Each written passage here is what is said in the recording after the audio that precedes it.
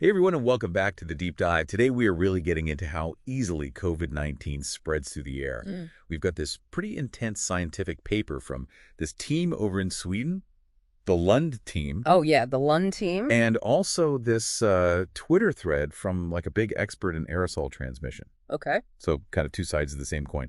But one of the things that really jumped out at me was this idea of infectious dose.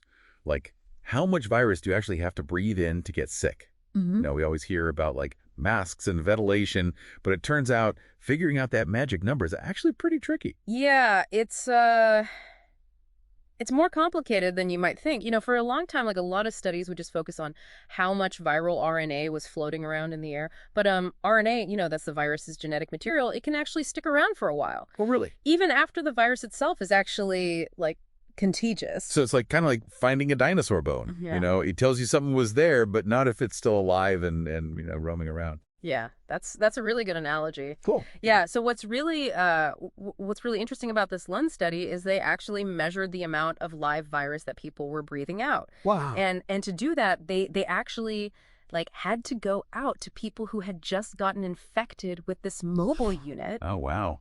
Dedicated. Super dedicated, yeah. Yeah. So we're talking like real world data here, not just some lab experiment. Yeah. Wow.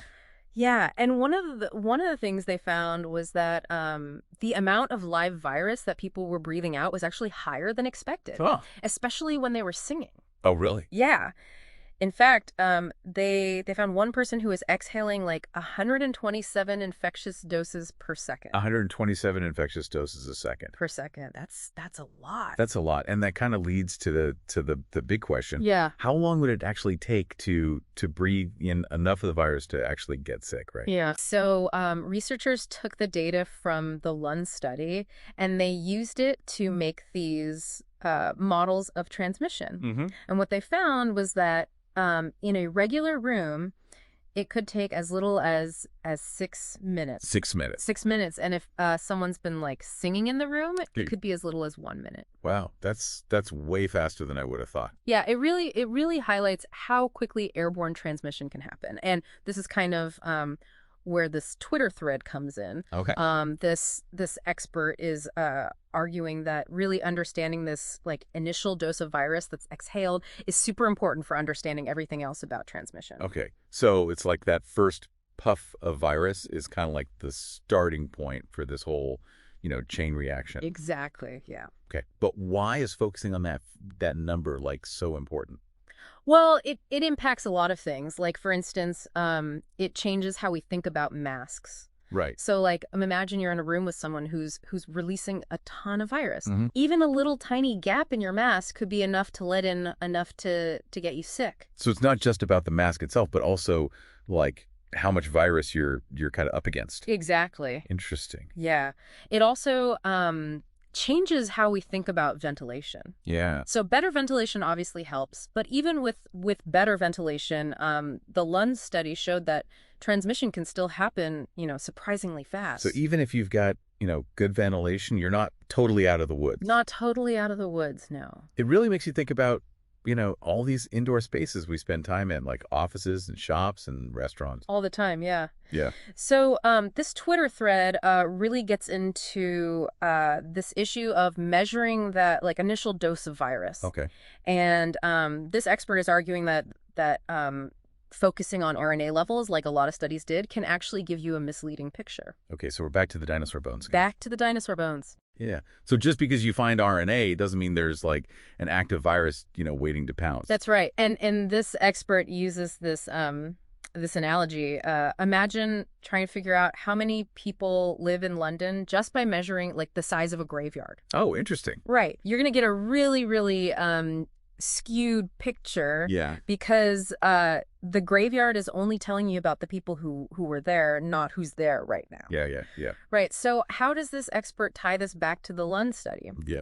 Well, they point out that the Lund team went to a lot of trouble to measure like the actual infectious virus, not just RNA. Right. And what they found, you know, that high number of infectious doses that people were breathing out, it kind of reinforces that idea that we need to be, you know, paying attention to the amount of live virus that's being released, not just, you know, its genetic leftovers. Yeah, really interesting. So, I mean, we've already learned a lot in this first part of our deep dive. Yeah. Like that measuring the actual infectious virus, not just RNA, Right. is really crucial, and that the Lund team actually took on that challenge. Yeah. We also saw how fast COVID can spread through the air, Yeah. sometimes in a matter of minutes. Pretty amazing stuff. Really is. And the Twitter thread adds another layer to this. Understanding how much virus someone's breathing out is kind of like the foundation for figuring out everything else about transmission. Yeah. Like it helps us evaluate masks, ventilation, all sorts of factors. Makes us think differently about those everyday spaces, we inhabit. For sure. Yeah. But we're not done yet. In the next part of our deep dive, we are going to explore this idea of infectious dose in a lot more detail.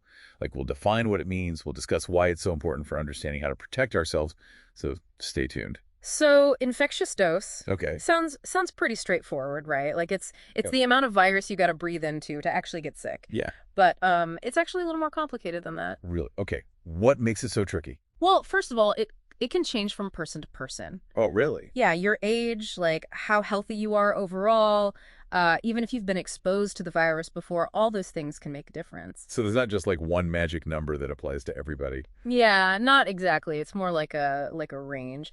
And on top of that, the infectious dose can also change depending on like the specific strain of the virus you're dealing with. Oh, interesting. Yeah, some variants might be more contagious than others, meaning you need a smaller amount to actually cause an infection. That makes sense. Yeah. So how does this all connect back to the Lund study and all this talk about measuring live virus? Yeah, great question. The Lund study, it helps us understand how much infectious virus is actually being, put out into the air. Yeah. And that's like a super important piece of the puzzle when we're trying to figure out like how long does it take to actually inhale an infectious dose? Okay, yeah, I see the connection. So if we know like how much someone is breathing out and we Yeah. have some idea of how much it takes to get sick, Right. then we can start to kind of model how fast, Yeah. the transition's going to happen. Exactly, yeah. And the Twitter thread we were talking about, it really highlights why this is so important. This expert, they really emphasize that we need to change our thinking.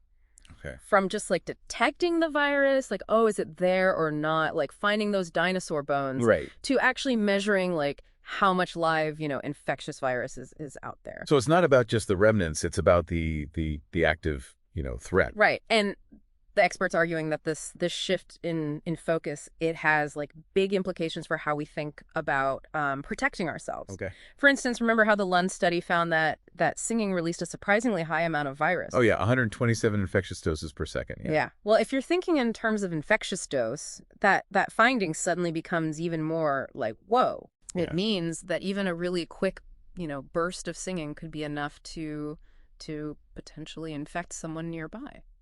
So maybe think twice before belting it out at karaoke night. Yeah, maybe. But on a more serious note, it really underscores the importance of thinking about the context, right? When you're assessing risk, like if you're in a really crowded, indoor space, there's not great ventilation and people were like talking loud, singing, Yeah. the risk of breathing in an infectious dose is going to be way higher than if you're in a well-ventilated space and everyone's just, chatting quietly. It's all about layers of protection, right? Right. Like the more things that kind of line up in favor of the virus, the higher the risk. Exactly. And this Twitter thread, it also touches on another really important point. The size of the particles, the aerosol particles that are actually carrying the virus. Okay, yeah.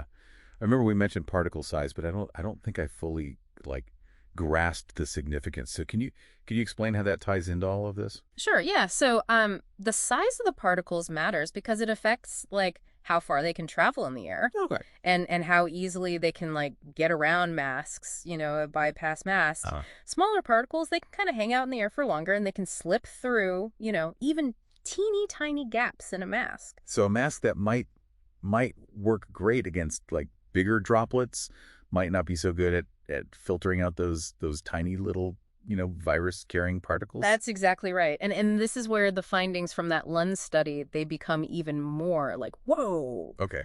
Remember, they found that the amount of infectious virus being exhaled was higher than you'd expect just based on like the size of the particles alone. Yeah, it's like those tiny particles are packing more of a punch than we realized. Exactly. And that just adds another layer of complexity to this whole infectious dose thing. Right. It means that even if you're only exposed to a small number of particles, the amount of virus inside those particles could still be high enough to be a problem. So it's not just about like the quantity of particles, it's also about like the quality, like how much virus they're carrying. Right. And this is where that expert's emphasis on measuring the actual infectious virus, Yeah. it becomes so crucial. Yeah. We need to understand not just like how many particles are in the air, but how much actual live virus they contain. To really get an accurate picture of the risk. Exactly. You gotta look beyond the surface and really dig into the details. Yeah, really interesting stuff. So while this might sound, a little bit complicated, I think that the takeaway message is actually pretty straightforward. Yeah, absolutely. So what's the key message here? The key message is that understanding this concept of infectious dose helps us make better decisions about how to protect ourselves, by thinking about things like ventilation, mask quality, the types of activities people are doing. We can get a much better idea of the risk of breathing in enough virus to actually get sick. So it's about taking this like holistic approach. Yeah. Not just relying on one single thing to protect you. Exactly. And while there's still, a lot we don't know about infectious dose for COVID-19, the research we've been talking about today, it sheds some really important light on this crucial aspect of transmission. It's a reminder that we need to be thinking about that actual live virus that's out there, not just, the presence of its genetic material. And that awareness can help us make, smarter choices about what risks we're willing to take and what precautions we need to have in place. But before we get ahead of ourselves, I think it's time to bring this back to our listeners. How does all of this, pretty complex science actually translate to their everyday lives? Stay tuned as we explore that very question in the final part of our deep dive. All right, so we've covered a lot of ground here. We've talked about infectious dose, the importance of measuring the actual live virus, and how things like singing and particle size can all impact transmission. But now let's bring it all home. What does this mean for you, the listener, out there in your daily life? Well, I think the biggest takeaway is that we can't just rely on like simple rules of thumb anymore. It's not just about staying 6 feet apart or washing our hands a lot. We really need to be thinking about the air we breathe and how to minimize, our exposure to those infectious particles. So it's about being more kind of aware of our surroundings and making decisions based on the specific situation. Exactly. Like, for example, let's say you're invited to a party at a friend's house. You might want to ask them about their ventilation. Like, do they have windows open? Are they using an air purifier? Yeah, that's a really good point. It's not rude to ask those questions anymore. It really shows you care about your health and the health of other people. Absolutely. And if you're the one hosting, you can take steps to make your space safer. Like open some windows, use fans to get the air moving, and maybe even encourage guests to wear masks if they're comfortable. It's all about those layers of protection. Right. And remember, this isn't just about COVID-19. Right. Understanding airborne transmission is important for all kinds of respiratory viruses, from the flu to the common cold. So the stuff we've learned in this deep dive, it can actually help us stay healthier all year round. Exactly. Yeah. And as new research comes out, we can keep adapting and keep learning, keep our strategies, up to date. It's about empowering ourselves with knowledge and then using it to make smart choices. Exactly. And remember, science is always a work in progress. Yeah. There's always more to learn. That's why we really encourage you to check out the full scientific paper and that Twitter thread.